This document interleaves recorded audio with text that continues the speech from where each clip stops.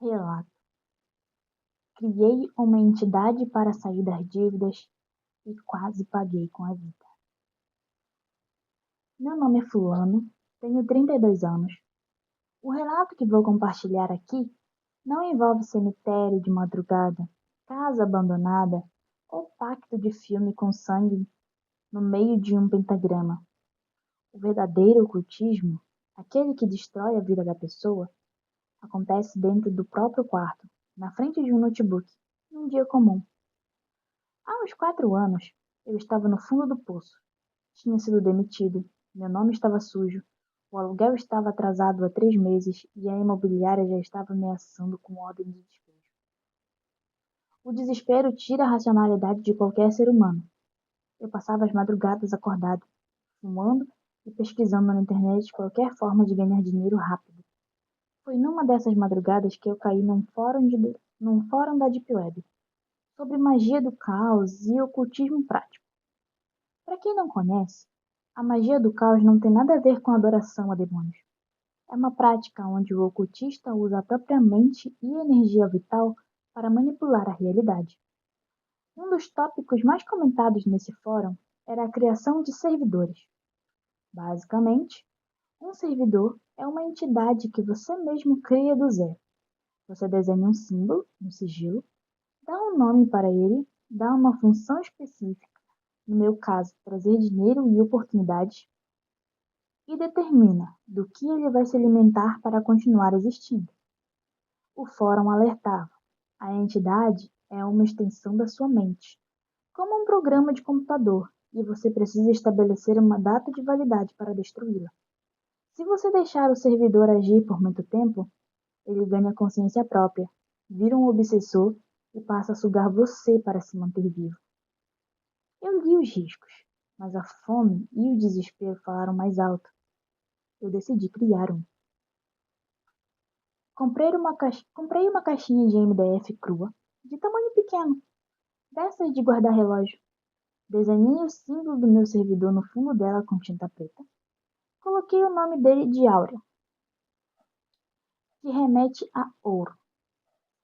Escrevi num papel as regras. Ele deveria me trazer dinheiro para quitar minhas dívidas e, em troca, toda sexta-feira à meia-noite, eu o alimentaria com a energia de uma vela verde e uma única gota do meu sangue pingada em cima do símbolo. Nossa. Coloquei a caixa no fundo do meu guarda-roupa, num lugar escuro, e fiz o primeiro ritual de ativação. Furei o dedo com uma agulha esterilizada, pinguei o sangue no desenho, acendi a vela e foquei toda a minha intenção e angústia naquilo. O que aconteceu na semana seguinte me fez achar que eu era o cara mais inteligente do mundo. Na terça-feira, recebi um e-mail de uma empresa de tecnologia onde eu tinha feito entrevista há mais de um ano. Alguém tinha desistido da vaga e eles me ofereceram o cargo ganhando o dobro do que eu ganhava antes. Na quinta-feira, um tio distante que eu não via há anos me ligou do nada, dizendo que um terreno que era herança do meu avô tinha sido vendido e a minha parte, uns bons milhares de reais, ia cair na minha conta. Em 10 dias, eu paguei todas as minhas dívidas. Paguei os aluguéis atrasados e sobrou muito dinheiro. Eu estava eufórico. Naquela sexta-feira, fui até o guarda-roupa, acendi a vela verde, furei o dedo e pinguei o sangue no papelão da caixa. Fiquei ali elogiando a entidade, sentindo um poder absurdo. Só que eu me deixei levar pela ganância. O meu combinado inicial era destruir a caixa assim que eu pagasse as dívidas, mas eu não destruí. Pensei, se em 10 dias ele me deu isso, imagina o que ele pode me dar em um ano. Foi a pior decisão da minha vida.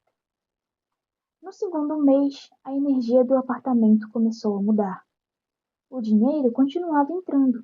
Ganhei bônus no trabalho, acertei um bolão pequeno da loteria com os amigos, mas eu não conseguia aproveitar. Eu comecei a emagrecer de forma doentia. Minha pele ficou pálida, meu cabelo começou a cair. Eu dormia exausto, mas acordava como se tivesse corrido uma maratona. E a caixinha dentro do armário começou a feder. Não era cheiro de mofo, era um cheiro metálico, pesado, que lembrava sangue velho misturado com suor e cobre. Toda vez que eu abria a porta do guarda-roupa, o cheiro grudava na minha roupa. No terceiro mês, o servidor parou de se contentar com a vela e a gota de sangue das sextas-feiras. A entidade tinha ganhado vontade própria. Começou com barulhos muito sutis. Eu moro sozinho. De noite, enquanto eu trabalhava no notebook na sala, comecei a ouvir arranhões. Não era na parede. Era dentro da porta fechada do guarda-roupa no meu quarto. Um barulho rítmico, como se uma unha estivesse raspando a madeira da caixa de MDF tentando sair. Eu entrava no quarto, acendia a luz e o barulho parava na mesma hora. Mas a atmosfera do quarto ficava densa, igual quando você entra numa sala e percebe que duas pessoas estavam brigando feio. O ar fica pesado, hostil. A gota d'água aconteceu numa madrugada de quarta-feira. Eu estava dormindo e acordei de supetão, por volta das 3 da manhã, o horário do fantasma. O quarto estava um breu total. O cheiro de sangue estragado e ferrugem estava tão forte que embrulhou meu estômago na hora. Virei o rosto devagar em direção ao guarda-roupa. A porta, que era pesada e de correr, estava totalmente aberta. O meu instinto foi encolher na cama, mas eu não. Meu instinto foi encolher na cama, mas eu não senti nenhum peso no colchão. Não vi nada se mexendo. O terror foi muito mais psicológico. Do escuro absoluto, exatamente de dentro do vão aberto do armário, eu comecei a escutar um choro. Não era o choro de uma criança ou de uma mulher. Era o choro de um homem em desespero. O som era abafado, rasgante. Fiquei paralisado, escutando aquilo com o coração batendo na garganta. Então a voz no escuro começou a sussurrar frases no meio do choro. Por favor, eu preciso de dinheiro. Eu não tenho mais nada. Me ajuda. Eu não quero ser despejado. Meu sangue gelou. A voz não era de um demônio. Era a minha própria voz. Era o meu tom. Era o meu sotaque. A entidade estava repetindo exata e perfeitamente as mesmas frases e o mesmo tom de desespero que eu tinha usado no primeiro dia, quando chorei na frente da caixinha implorando por dinheiro. Aquela coisa não estava mais trabalhando para mim. Ela estava me espelhando. Estava me esvaziando por dentro para assumir a minha energia, sugando a minha identidade. O choro no escuro foi parando devagar e terminou com uma risada curta, seca. Soou idêntica à minha risada de quando estou nervoso. Eu passei o resto da madrugada na cama, com os olhos arregalados, tremendo e sem conseguir me mexer, até a primeira luz do sol bater na janela. Na manhã seguinte, eu estava decidido. Ia matar aquilo. Peguei um isqueiro, um prato de vidro temperado e fui até o quarto. A energia lá dentro era sufocante. Cada passo que eu dava em direção ao armário, parecia que eu estava andando contra a correnteza de um rio. Minha cabeça latejava. Quando abri a caixinha MDF, meu estômago revirou de novo. O fundo dela, onde eu pingava uma gota de sangue por semana, estava forrado com uma crosta preta, espessa, parecendo uma borra grossa. Aquilo não era só o meu sangue secando. Tinha a textura de algo orgânico, nojento. Peguei a caixa, levei para dentro do banheiro e tranquei a porta. Coloquei ela no prato de vidro.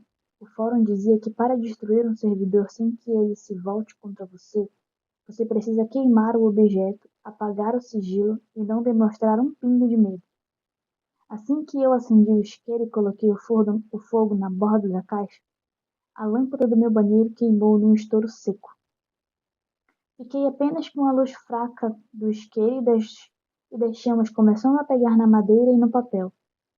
No exato momento em que o fogo consumiu o símbolo preto no fundo da caixa, a presença no banheiro se tornou esmagadora. A porta do banheiro começou a tremer.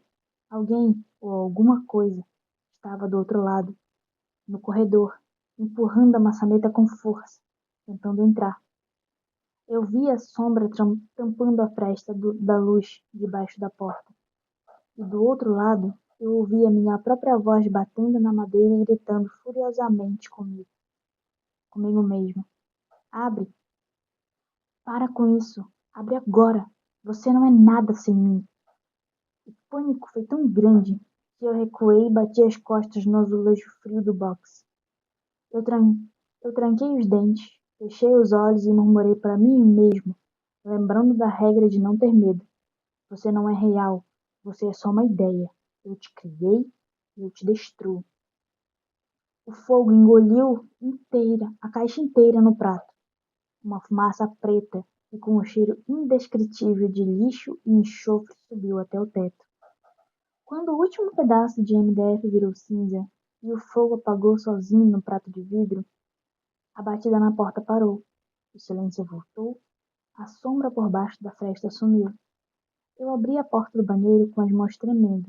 O apartamento estava vazio.